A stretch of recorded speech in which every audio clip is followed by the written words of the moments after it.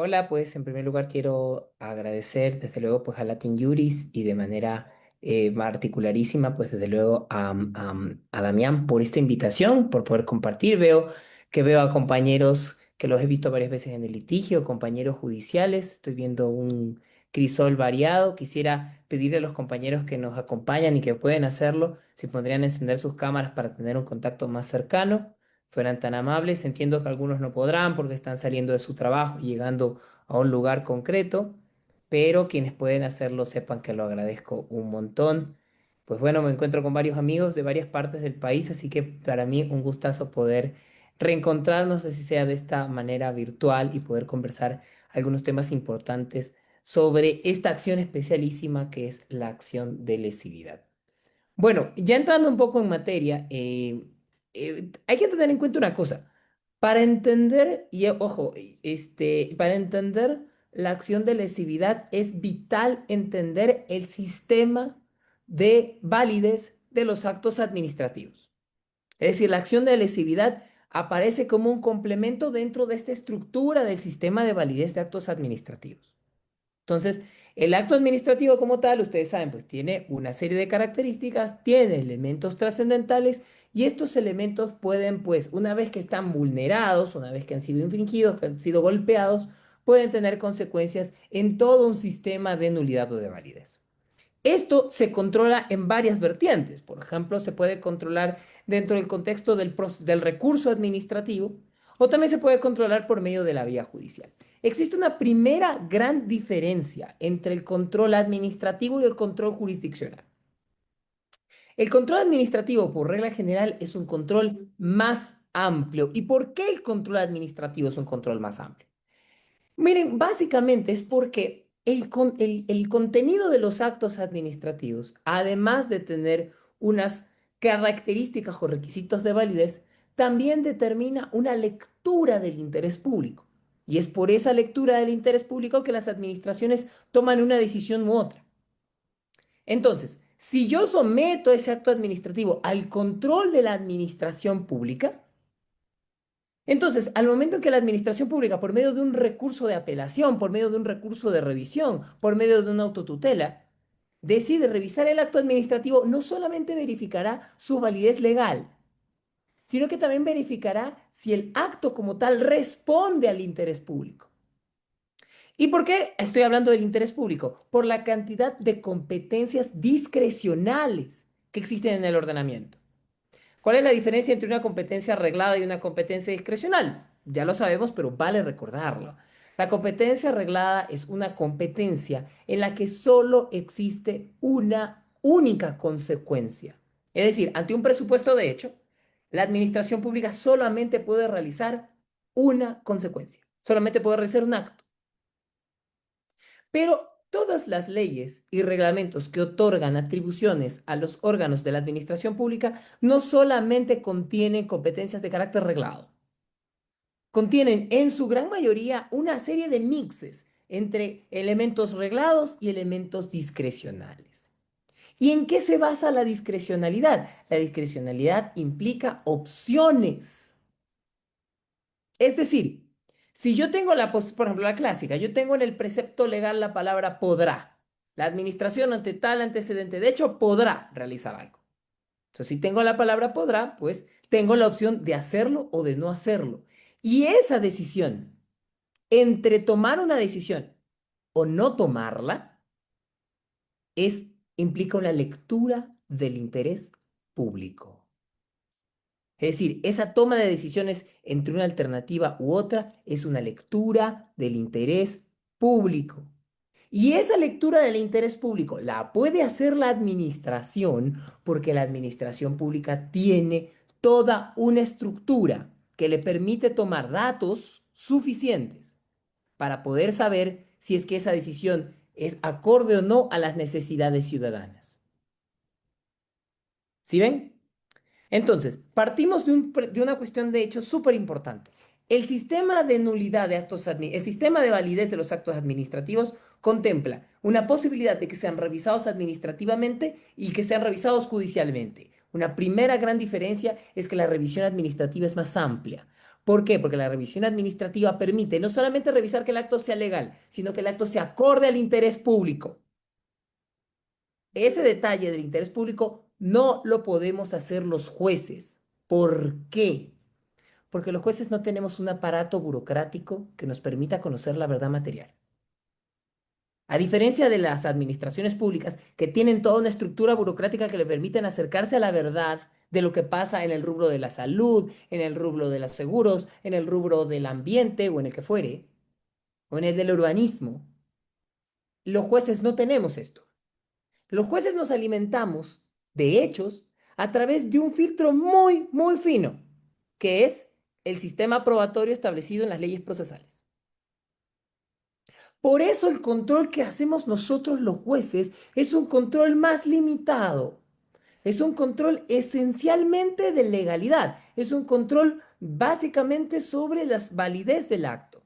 Y no es un control de oportunidad, mérito, conveniencia o de lectura del interés público. Y esta distinción es importante tenerla porque para la lesividad es fundamental. La administración tiene la posibilidad de leer si una decisión administrativa es acorde o no al interés general. La justicia no. La justicia lo que puede ver es si esa decisión es dentro de los cánones de la legalidad establecida. Pero no puede saber, no tiene cómo, saber si es acorde al interés público o no. Un ejemplo clásico de nuestra jurisprudencia es un conocido fallo de la Corte Suprema, el fallo, ¿cómo era? El fallo González contra Autoridad Portuaria de Guayaquil, de la Corte Suprema de Justicia de la Sala de lo Contencioso. ¿De qué se trata este fallo? Básicamente lo que se hizo fue adjudicar a A, se le adjudicó un contrato. B, el que quedó en segundo lugar y perdió, presenta una impugnación del acto de adjudicación diciendo no, no debieron adjudicar a A, debieron adjudicarme a mí. ¿Y qué fue lo que hizo el tribunal de instancia? Le quitó la adjudicación a un oferente y se le dio al otro. Y en esto corrige la Corte Suprema en su día y dice, a ver, esto está mal. ¿Por qué? Porque usted no puede reemplazar en las decisiones discrecionales de la administración. En este caso hay Creo que a un elementos compañero se le prendió facilitadores. el audio, si lo podemos apagar. También el Administración, gracias. Entonces, vuelvo. ¿Qué fue lo que sigue? Usted no puede reemplazar, usted no puede ponerse en el lugar de la administración a hacer una lectura de lo que es mejor para la administración. Es decir, el control del contencioso es limitado. El control del contencioso ante el acto verifica su legitimidad, legalidad más razonabilidad. El acto no puede ser irrazonable. Y dispone medidas de reparación ante esta decisión. Pero el control administrativo es mucho, mucho más amplio. Y parto de esta distinción porque la lesividad como acción, tanto como se encontraba en el viejo Erjafe, como se encontró de manera mucho más somera en el COTAD, como se encuentra en el COA ahora, se basa mucho en el sistema de nulidades de actos administrativos. Miren, hay una metáfora que me encanta. Hay la distinción entre el acto, los actos, em, ¿cómo era esta palabra? Bueno, se me escapa en este momento. Pero el asunto es, nuestro sistema de nulidad de actos administrativos, y una vez que vimos el alcance del control administrativo, que ya dijimos que es mayor, que es más grande, que implica lectura del interés público. Y una vez que vemos el alcance de la revisión judicial, que es más angosto, que solo mira legalidad. El sistema de nulidad de actos administrativos es un sistema que al menos es un sistema de dos velocidades.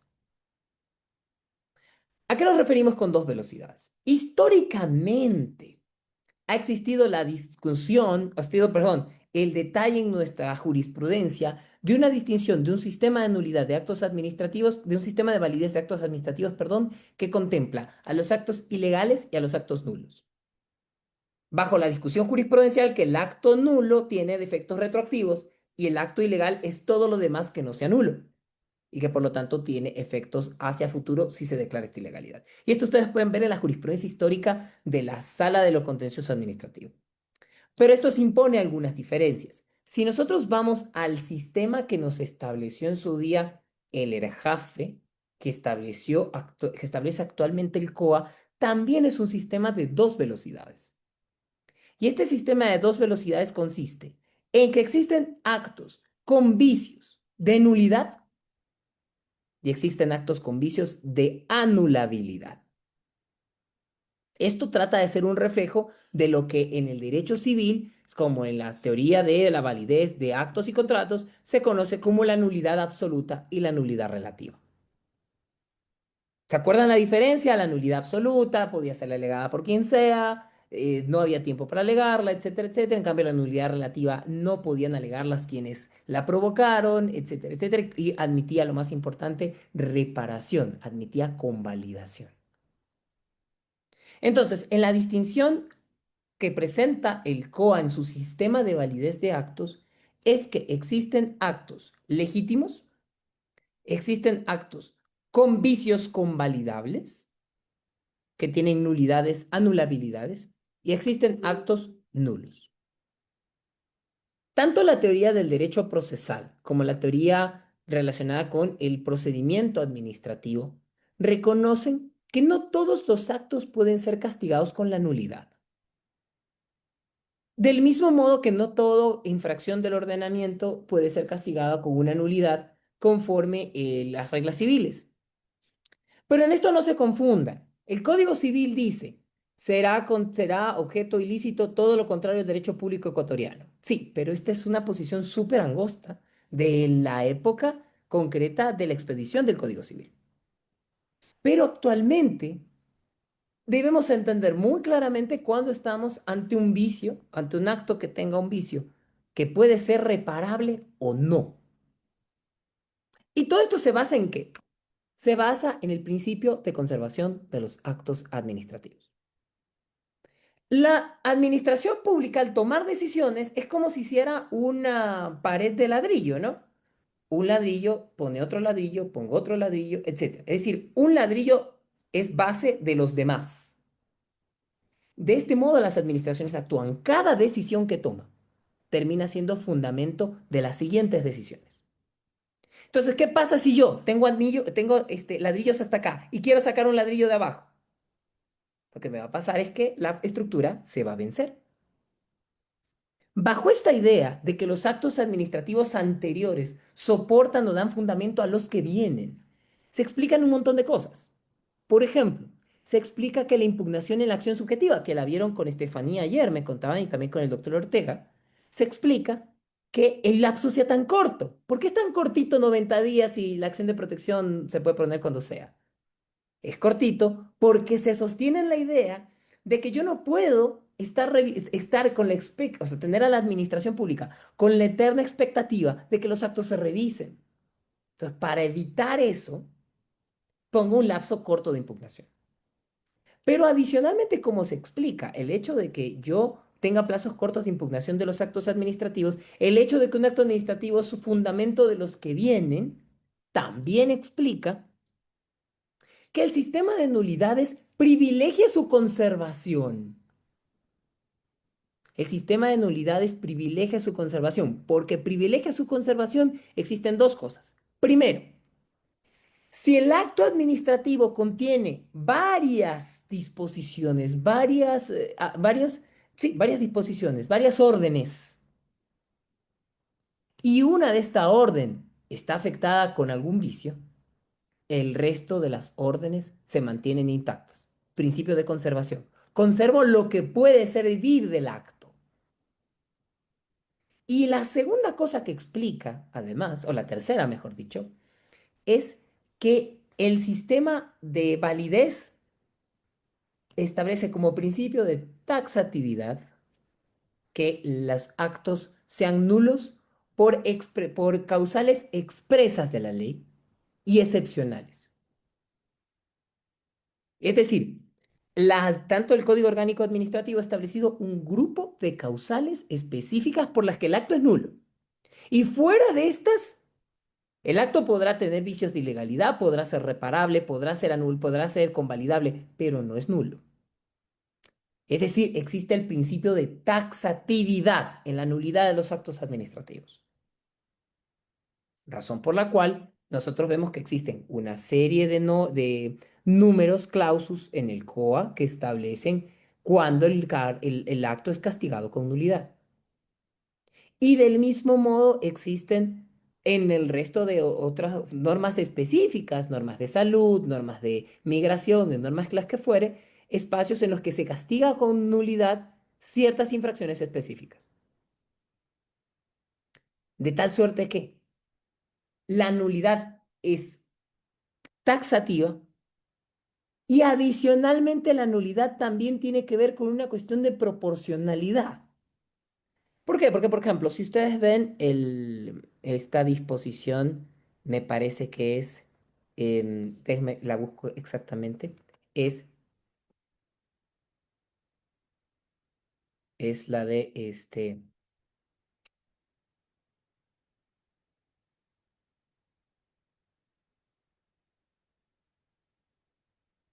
por ejemplo, fíjense en el artículo 105. Las causales de nulidad del acto administrativo. Es nulo el acto administrativo que sea contrario a la Constitución y la ley.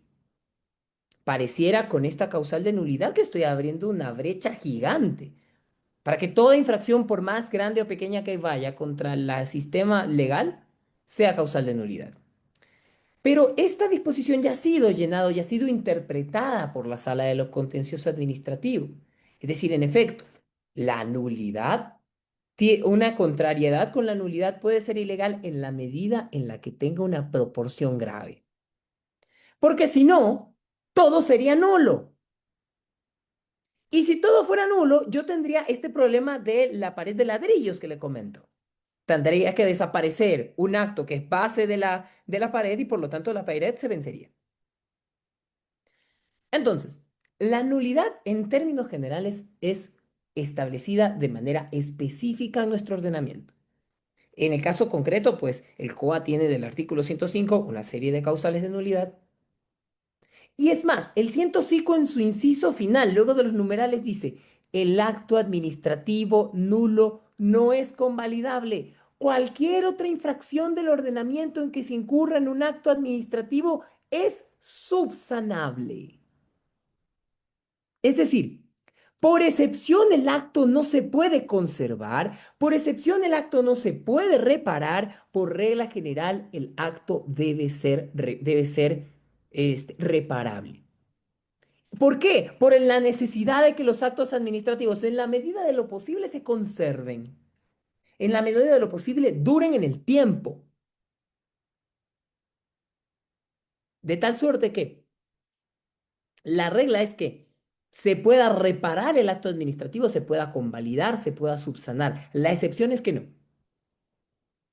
La excepción es que el acto es nulo de pleno derecho y por lo tanto es irreparable y esto debe ser declarado en vía administrativa o en vía judicial. Y aquí empieza a aparecer la lesividad. ¿Qué es la lesividad? La lesividad es un mecanismo por medio del cual se hace en general una revisión importante. Estamos entonces ante un acto administrativo que fuere, y este acto administrativo tiene un vicio convalidable, es decir, no se encuentra dentro del listado de vicios de nulidad absoluta. Y la administración lo ve. Y la administración tiene dos opciones. La primera, repararlo, es decir, generalmente dictar un acto posterior que convalida los errores del anterior. Esta opción es súper fácil. Por ejemplo, el día de mañana ustedes trabajan en una dirección provincial o en alguna coordinación zonal, trabajan en alguna coordinación zonal, les dan un nombramiento, pero el nombramiento se lo tenía que dar la autoridad nominadora. Y el que se lo dio es una autoridad zonal que no tiene delegación para eso. ¿Esto es subsanable o no subsanable? Claro, la incompetencia en razón del grado. Es el ejemplo clásico de la subsanación. ¿Cómo se subsana? Viene el superior, el jefe, dice, ratifico lo que hizo mi empleado y ya está. Y listo.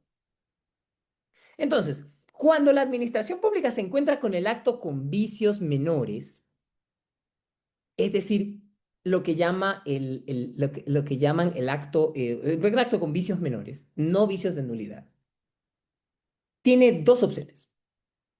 La primera opción es repararlo. Y si lo repara, no pasa nada. Se dicta el acto convalidatorio y continuamos. La segunda opción es decidir que no quiero reparar.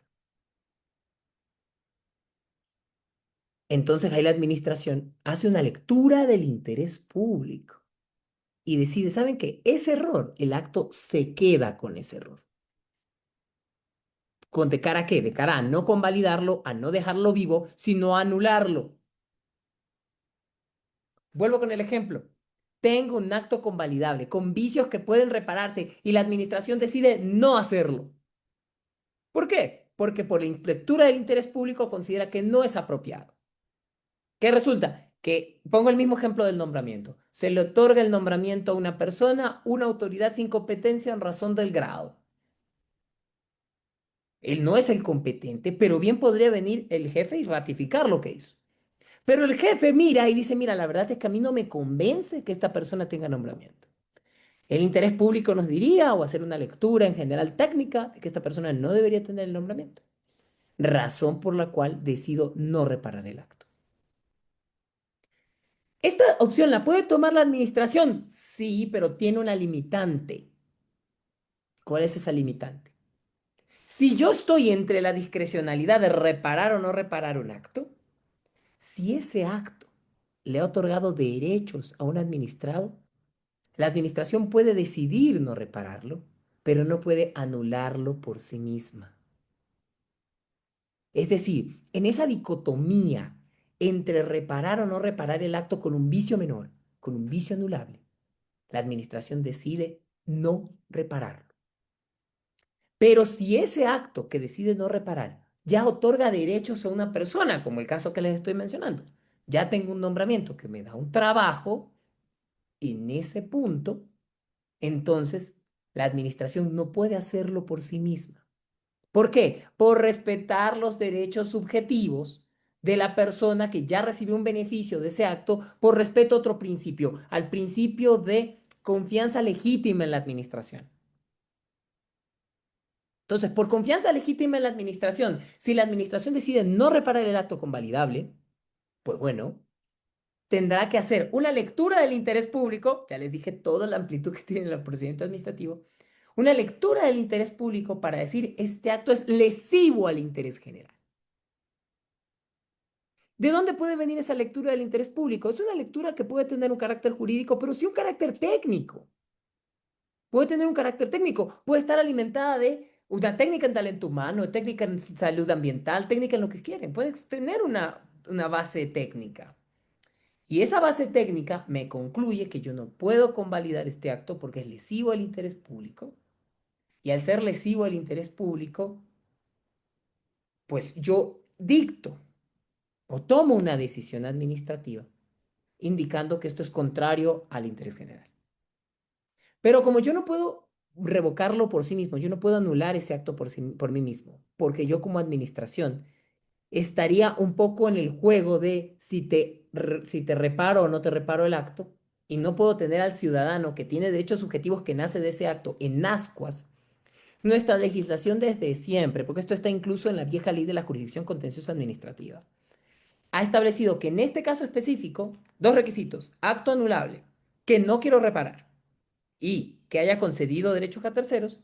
En estos requisitos, yo, por lo tanto, lo que procedo es ¿hacer qué? A proponer una acción de lesividad. Es decir, yo no puedo anularlo. Yo considero que es contrario al interés público, pero no puedo anularlo. Por lo tanto, le pido al juez que lo haga. Juez, usted hágalo. Usted haga esta corrección.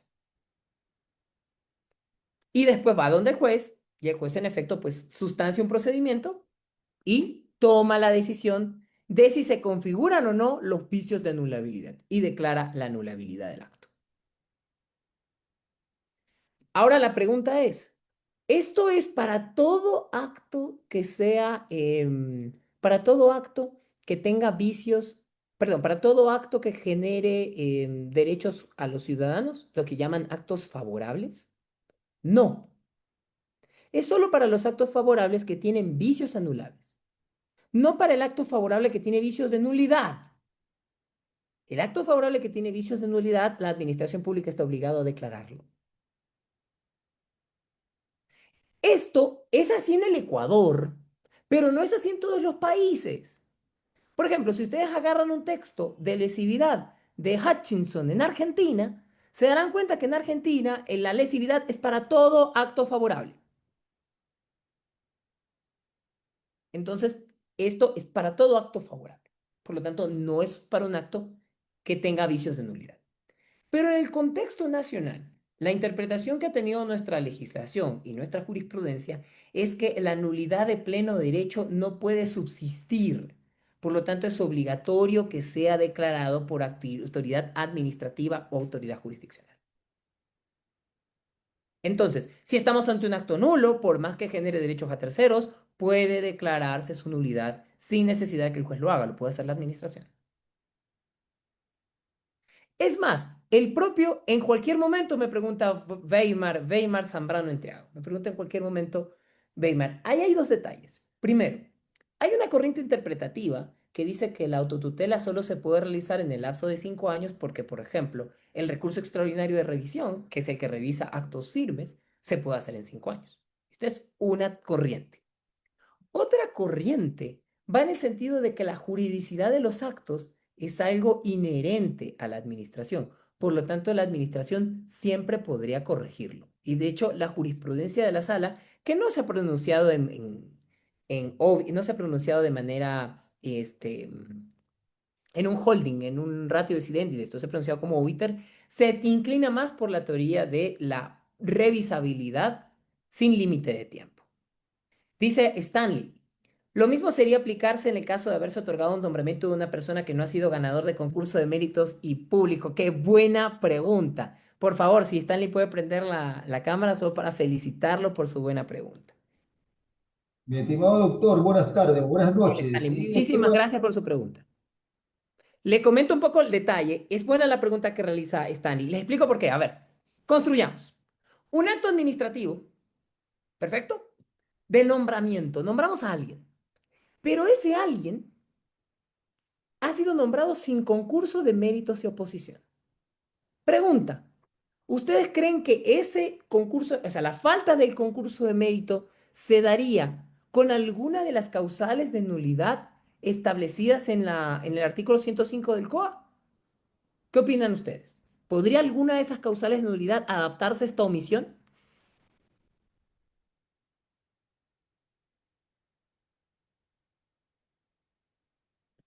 La causal primera dice Daniel. Y sí, podría ser, porque la Constitución obliga que el ingreso al sector público sea por concurso. Podría ser para empezar. Otra podría ser, se me ocurre, que hay esta causal rarísima, que no es una causal, que ha tenido muy poco desarrollo jurisprudencial, pero esta causal que dice que el acto administrativo que se origina de modo principal en un acto de simple administración.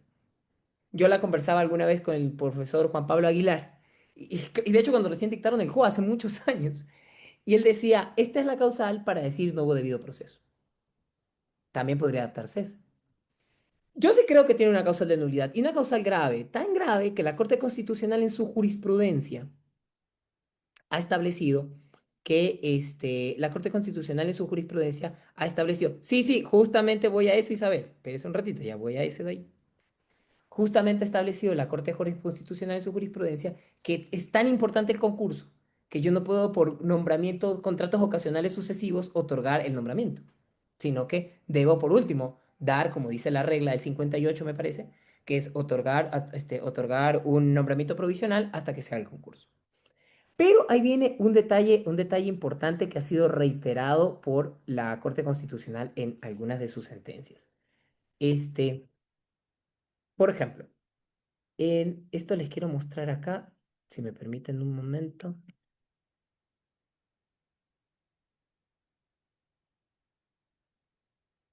Mire, aquí está. Por ejemplo, aquí Isabel menciona una, pero hay una bastante más vieja. Y de hecho esto tiene bastante más historia anterior. Por ejemplo, estamos ante lo que sería una... Hay un fenómeno que se llama, y me encanta el nombre, se llama básicamente el nombre que me parece súper, súper bueno, es la, tengo aquí el detalle, es la fragmentación del discurso jurídico. La fragmentación del discurso jurídico se da, por ejemplo, hay dos casos bastante más viejos que el que menciona Isabel, que es el 3018 CEP-CC y el 22318 CEP-CC.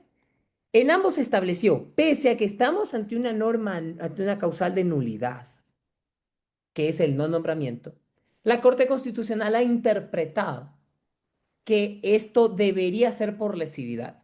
Y en eso les soy honestos. Yo creo que la Corte Constitucional ha en esto desviado el criterio de nuestro sistema de nulidades.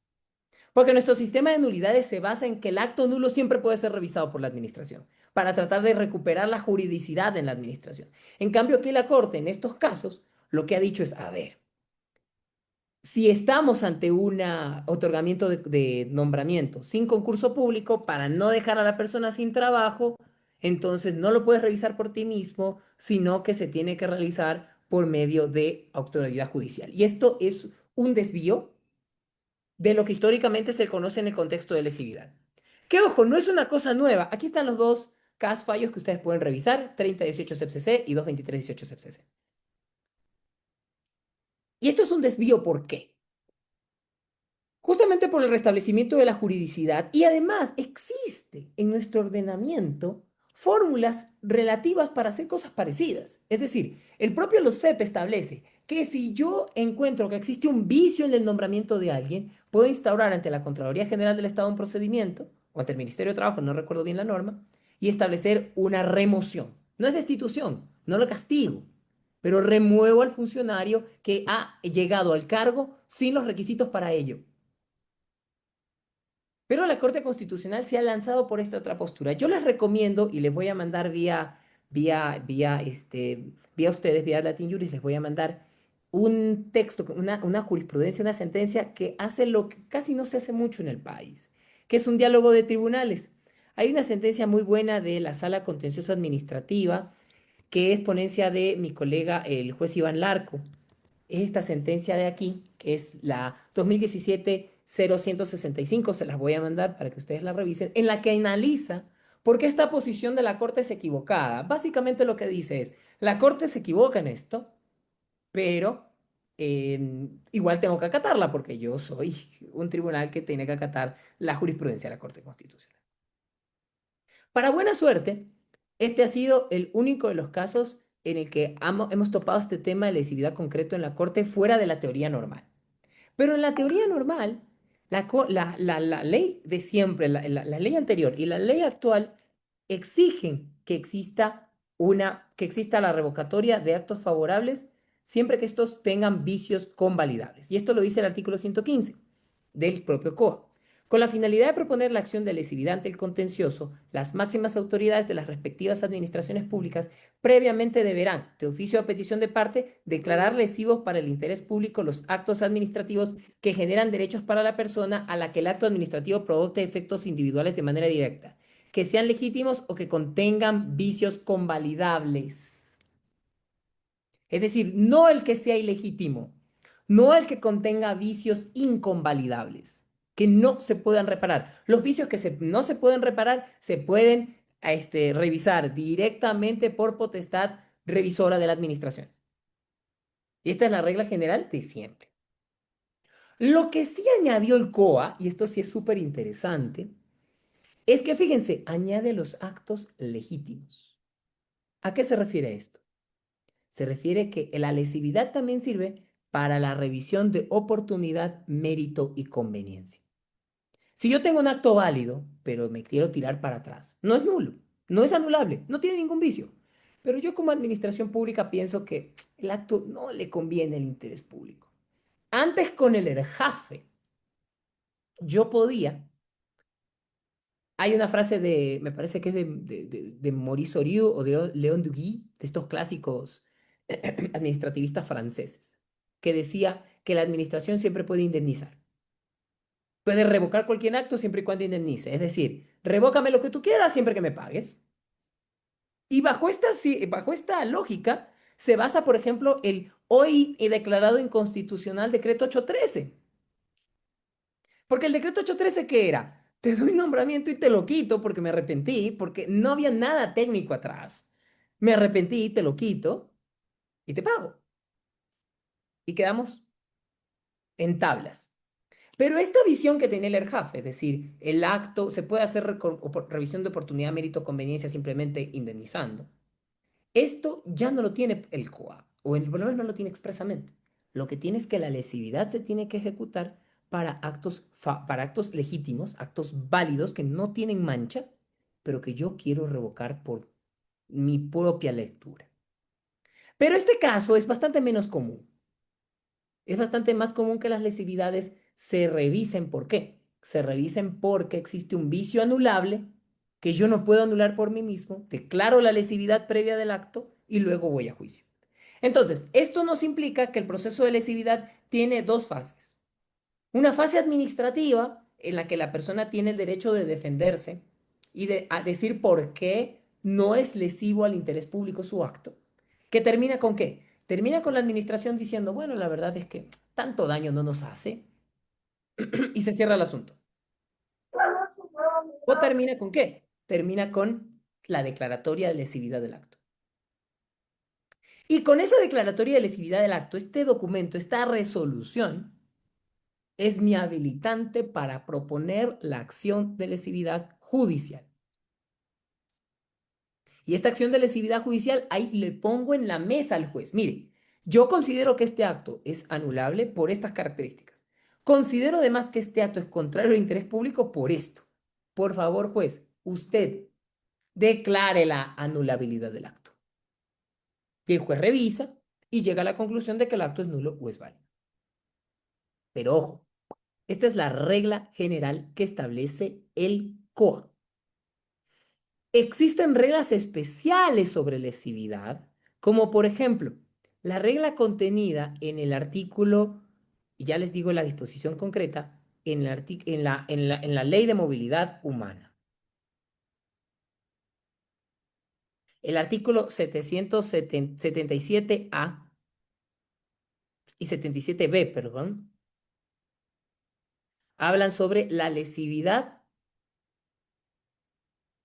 de la Carta de Naturalización.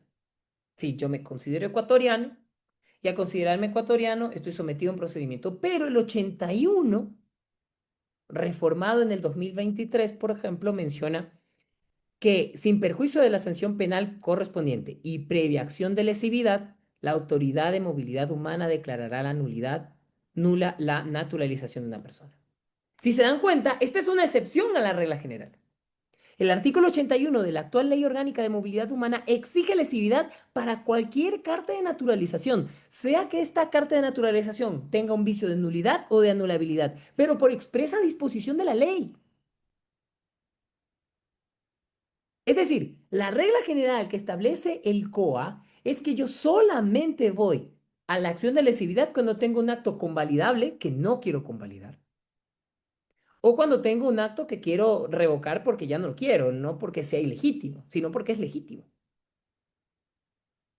En cambio, del otro lado, en esta ley de movilidad humana, en el artículo 81, en esta norma reformada, establece que exista una acción de lesividad para declarar cualquier nulidad de la Carta de Naturalización. Entonces, debemos estar atentos a las normas especiales de lesividad que pueden estar en el ordenamiento. Aquí ya les estoy mencionando el 81 de la Ley Orgánica de Movilidad Humana. Pero la regla general no pone a todo en el mismo saco. Yo solo acciono lesividad cuando esté ante un acto anulable con vicios de anulabilidad que no quiero subsanar, que como administración no quiero convalidar y por lo tanto indico que ese acto es lesivo al interés público y le pido al juez que lo anule. Cosas que no deberían ustedes hacer. Primero, la acción, les voy a contar un caso y este caso creo que les va a encantar, porque además es un caso muy conocido. También se lo voy a hacer pasar a ustedes y le voy a pedir a Damián que se los haga llegar para que ustedes lo revisen. Es un caso que nos dio en la sala contencioso administrativa más de un dolor de cabeza y es un caso conocido. De hecho, es la sentencia 17811-2019-1266. Es el caso de, ustedes no sé si conozcan a este señor, Alcen la mano si conocen al señor que les acabo de poner en el chat. Alcen la manito. Ya, muy bien, conocido mundialmente. ¿Saben quién es, no? Miren, muchas gracias Carlos, muchas gracias Bismarck, muchas gracias Flor, muchas gracias a todos los que alzaron la mano. Fíjense, ¿qué pasó con Julian Assange? Que es un caso de lesividad muy bueno. Con Julian Assange, él, como ustedes saben, tenía la carta de naturalización, era ecuatoriano y se encontraba con su carta de naturalización viviendo en la Embajada de Ecuador en Londres, en el Reino Unido. Hubo un informe de Contraloría General del Estado y otros informes que llegaron a la conclusión de que Julian Assange no tenía o habían vicios en el otorgamiento de su naturalización. Por ejemplo, no había lo más importante, si es considerar que Julian Assange había vivido en territorio ecuatoriano o no. Porque las embajadas no son hoy por hoy reputadas como territorio extranjero. Tienen una teoría que es la teoría de la extraterritorialidad. Pero no nos vamos a meter en ese punto. Pero aquí viene el punto. Ustedes que están en las administraciones públicas, porque esto es, me encanta que este programa es dentro y contra del Estado. Y en eso quiero felicitar a Damián porque me parece que el enfoque es espectacular. Si ustedes están dentro del Estado, cosas que no deben hacer. Por ejemplo, ¿qué fue lo que se hizo con Assange? Con Assange lo notificaron ese día con la acción de nulidad, la notificaron ese día con la declaratoria de lesividad del acto. Y ese mismo día le suspendieron los derechos del acto administrativo impugnado. Esto no se puede hacer. Si el acto administrativo dictado que ya... ¿Por qué voy a la autoridad judicial? Porque yo no puedo poner en riesgo los derechos de la persona que obtuvo un acto favorable por el solo capricho. Entonces, para evitar esto, yo no puedo revocarlo por mí mismo. Tengo que esperar que el juez lo revoque. Del mismo modo, por paralelismo de formas, no podría suspender provisionalmente los efectos del acto.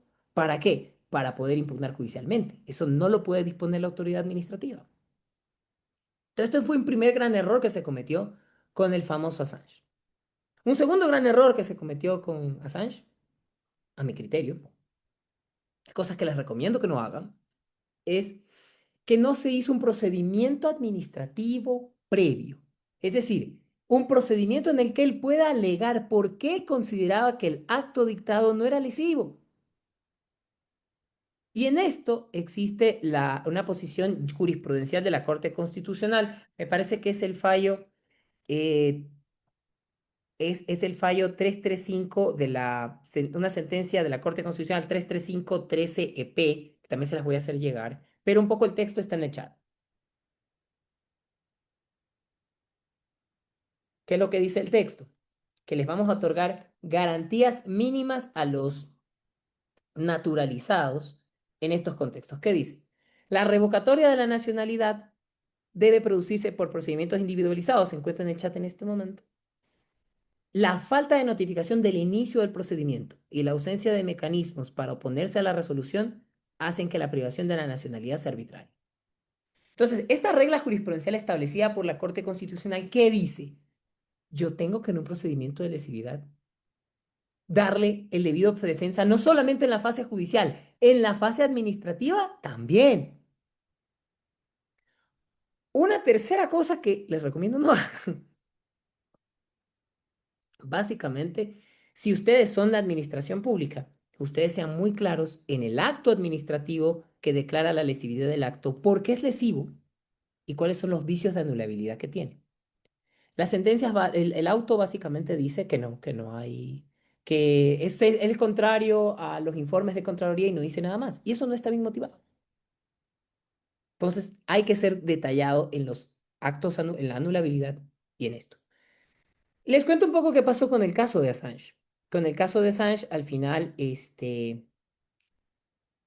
caso de Assange, al final se resolvió con 7 jueces, cosa rarísima, por lo cual existen un fallo principal y existen 3 votos salvados.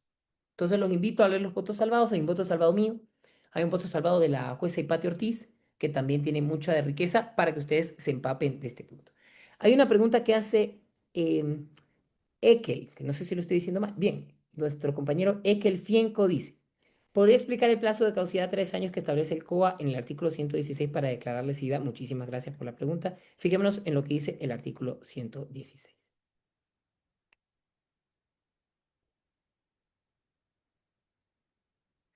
La declaratoria de lesividad y la consecuencia de revocación del acto no pueden efectuarse si se han transcurrido 3 años desde que se notificó el acto administrativo. Es decir, en este punto, la convalidación de los actos, por eso hablamos de actos no nulos, hablamos de actos anulables. La convalidación de estos actos se pueden hacer de dos vías. Por la vía del acto que convalide o por el paso del tiempo. Entonces, ¿con qué yo debo leer este artículo? Este artículo lo tengo que conjugar con, esperen si ya busco la norma.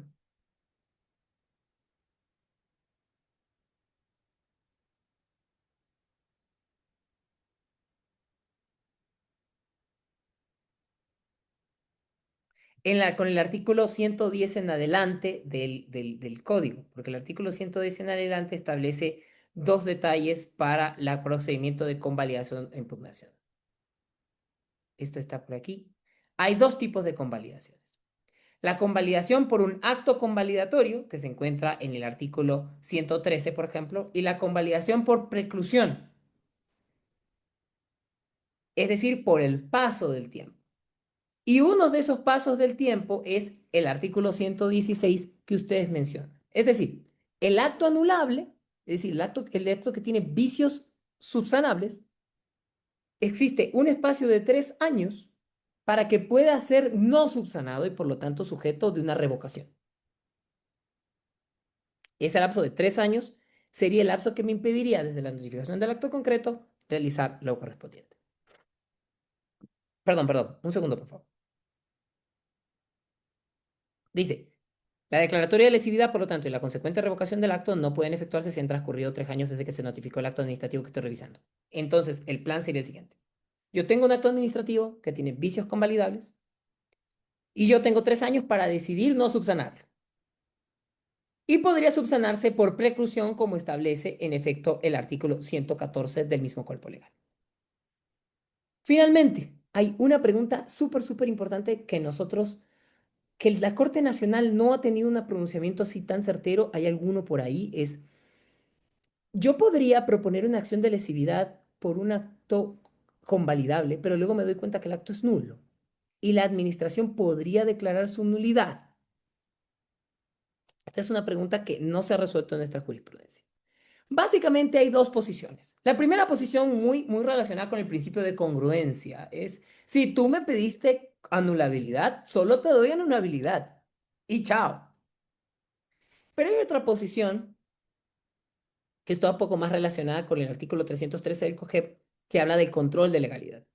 Y este control de legalidad podría implicar control de legalidad no solamente del acto impugnado, sino el control de antecedentes que tengan relación directa con él. Y también hay un argumento más a decir de si yo propongo una acción de lesividad, pero la administración dice esto no es anulable, pero es nulo, sí lo podría declarar. Y esa posición está relacionada principalmente con quien puede lo más, puede lo menos.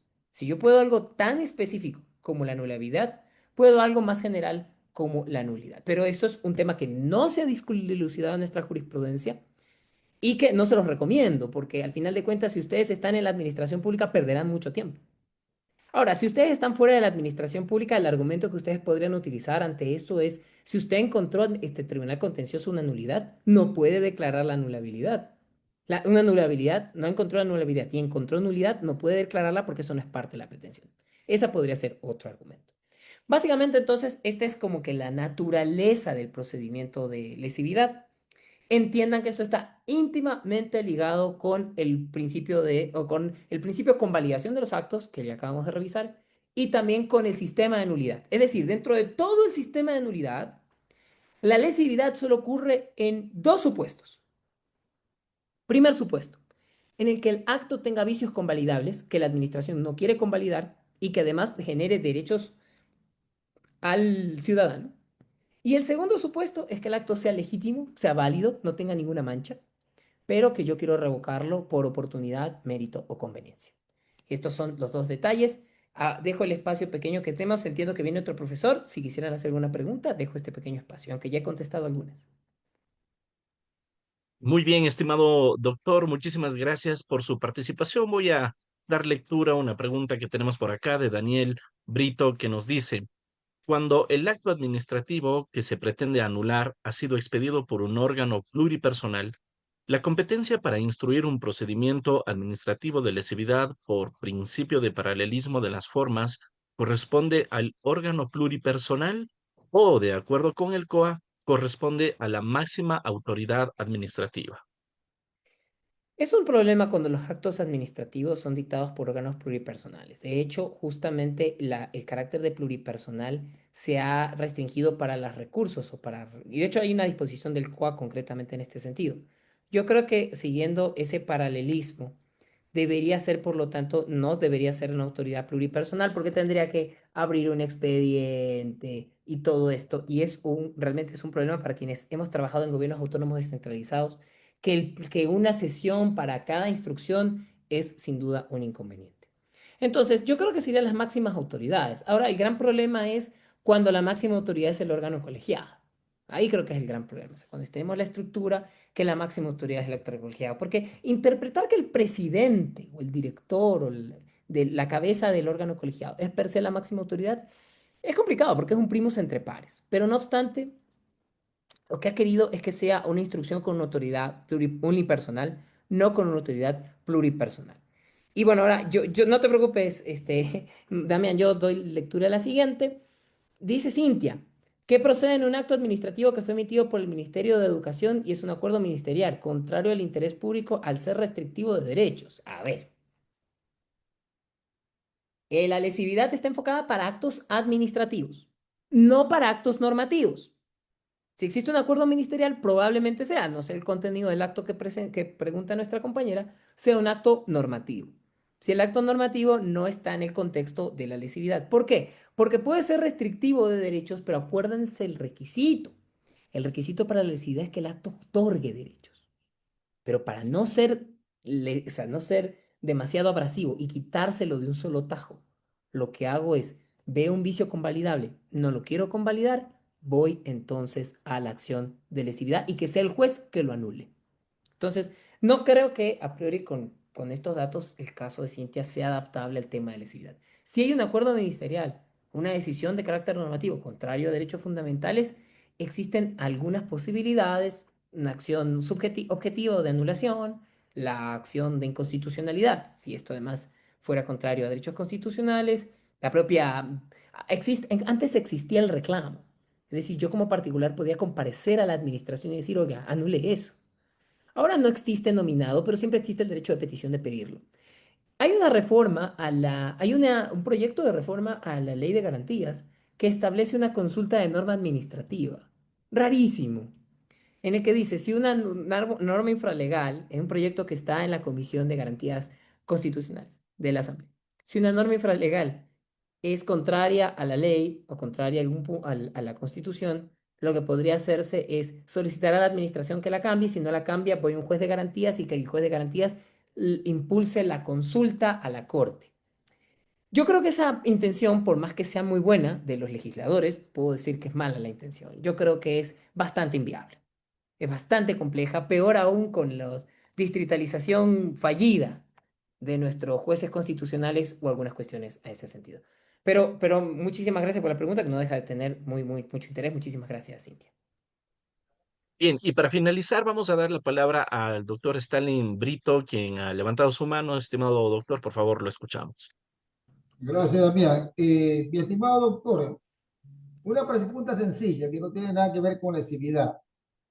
En los procesos administrativos sancionatorios, el accionado, el administrado, está obligado, o existe alguna norma que obligue al administrado a comparecer con abogado o es potestativo.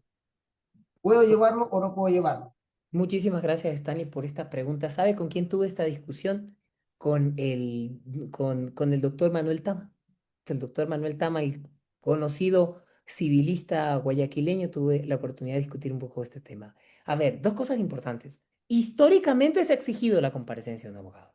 Tal es así que la ley de federación de abogados exigía en algún momento siempre la firma de un abogado para cada trámite administrativo. Pero esta posición ya ha sido superada. ¿Por qué? Porque los procedimientos administrativos, incluso los sancionadores, están destinados a ciudadanos. Pero claro, eso presenta un inconveniente en la práctica, que es un ejemplo de mala administración pública, contrario a la buena administración pública que menciona Jaime Rodríguez Arana y otros. ¿Por qué? Porque si yo estoy dirigido, estimado doctor Stanley, si yo estoy dirigido a ciudadanos, yo no puedo hablar con lenguaje complejo. Yo tengo que hablar con un lenguaje sencillo. Por eso los formularios. Porque yo tengo un formulario y en ese formulario le digo a la administración, lléneme con cada dato lo que yo necesito. Y la administración ve el administrador ve el formulario y llena. ¿Por qué? Porque está dirigido a ciudadanos. Del mismo modo, las cartas de servicios. Es decir, ustedes han visto que en las páginas web de las administraciones públicas existe servicios del Ejecutivo y existe un montón de opciones. ¿Por qué? Porque yo con esto me entero como si yo fuera un restaurante, el menú, qué es lo que voy a comer. Entonces, el problema no es, no, o sea, yo no creo que la comparecencia con abogados sea obligatoria, de hecho no lo es, no lo es, ya las normas que establecieron esto son normas del pasado. Lo que yo sí creo es que el gran problema es que si las administraciones públicas complican la comunicación al momento de establecer los requisitos que necesito para trámites, para recursos o no, entonces comparecer con un abogado se hace indispensable por consideraciones de carácter práctico. Pero para quienes estén dentro de la administración, ¿cómo pueden solucionarlo? Por ejemplo, con el famoso pie de recursos, que nadie cumple. El ERJAFE y el COA dicen, si yo dicto un acto administrativo, tengo que poner en la línea abajo todo el detalle de cómo puede impugnarse. Usted le puede impugnar en tantos días en la administración, en tantos días en lo judicial, etcétera, etcétera. Te puede impugnar a varios lados. Entonces, existe asimismo en el COA muchísimos ejemplos de informalismo, que también se encuentra regulado en la ley de optimización de trámites administrativos. Entonces existen opciones. O sea, el problema para la pregunta que hace el compañero Stanley para que en general, no es que el abogado esté obligado a comparecer. El problema es que con el administrado, con el ciudadano. El problema es que a veces la administración habla de manera tan farragosa que es imposible no comparecer con un especializado al lado. Yo creo que esa sería la respuesta para este punto. Mi doctor, pero en todo caso, usted me da la respuesta y la razón. Es potestativo. Es potestativo, No potestativo, puedo llevarlo, no puedo llevarlo. es Pero una potestativo. autoridad no me puede negar la comparecencia a una audiencia porque no he autorizado a un abogado patrocinado. Pero a ver, en el procedimiento administrativo, no en el proceso judicial, ¿eh? No, no, no, procedimiento administrativo No, sancionatorio. no, no. El procedimiento administrativo sancionador podría comparecer el ciudadano por sí mismo, no, Por sí definitivamente. mismo. Claro que sí. Gracias, mi doctor. Muchísimas gracias. Muy bien, igualmente, estimado doctor, muchísimas gracias en nombre del Latin Juris y de la UJAT por su brillante participación. Hemos estado tomando apuntes de algunos detalles de su ponencia y para nosotros ha sido un gusto contar con su participación. Le devuelvo la palabra para que pudiera despedirse de esta audiencia. Eh, muchísimas gracias, Damián, por la invitación nuevamente. La verdad es que ha sido muy interesante pues, poder interactuar con ustedes. También encontrarme con varios amigos en este pequeño espacio. Así que pues un abrazo a todos y nos veremos en otra ocasión.